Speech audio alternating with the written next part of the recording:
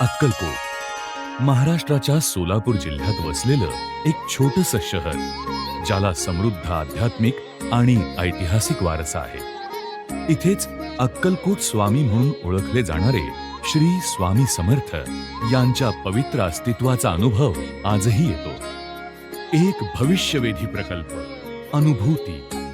अक्कलकोटचे राजेसाहेब श्रीमंत मालोजी राजे भोसले यांच्या संकल्पनेतून साकारलेल्या अनुभूतीमध्ये श्री महेश नामपूरकर हे प्रमुख वास्तुविशारद आहेत, तर प्रसिद्ध शिल्पकार श्री भगवान रामपुरे यांनी दिव्य दर्शन प्रकल्पाची रचना केली आहे.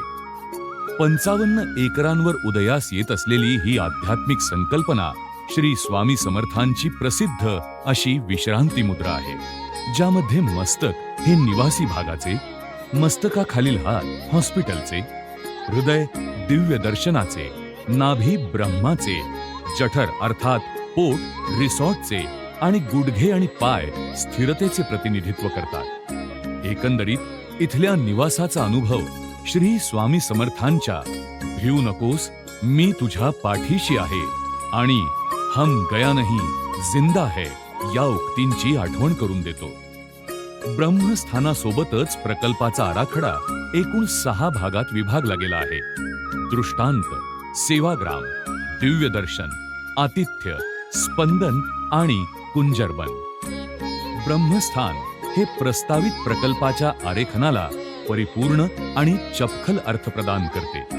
चौथऱ्यावर स्थापित श्री स्वामी समर्थांचे एक भव्य शिल्प सर्वांना शांतता आणि समतोल याची अनुभूती देते.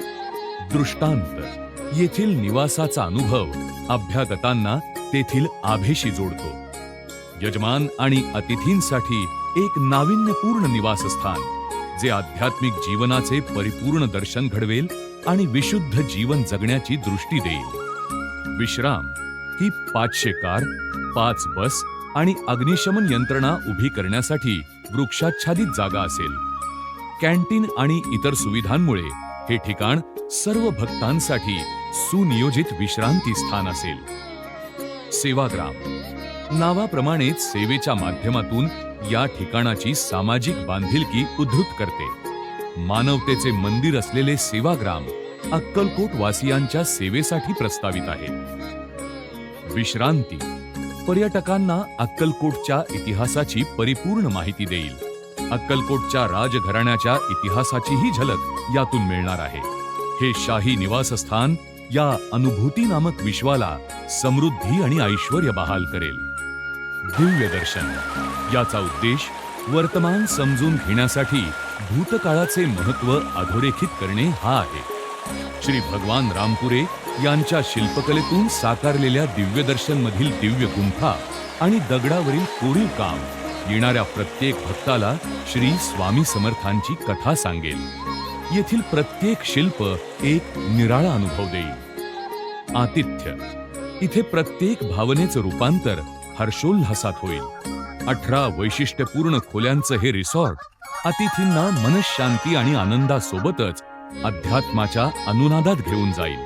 मानवी जीवनाशी एक खरंखुरं नातं निर्माण होईल. स्पंदन छायाप्रकाश आणि ध्वनी यांच्या विहंगम खेळासोबतच सांगीतिक आविष्काराने अभ्यागतांना सर्वशक्तिमान परमेश्वराशी जोडण्याचा हा एक आगळा अनुभव ठरेल.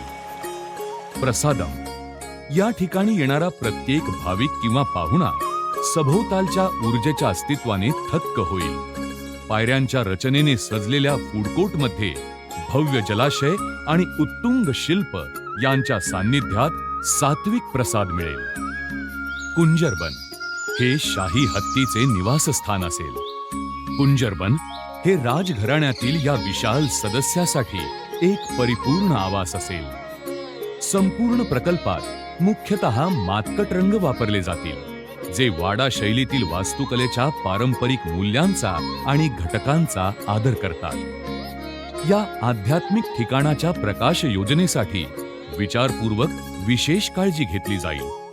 थोड्या थोड्या अंतराने वाचण्यास सुलभ असे दिशादर्शक फलक असतील, ज्यामुळे प्रकल्पाअंतर्गत फेरफटका मारणे सोपे होईल.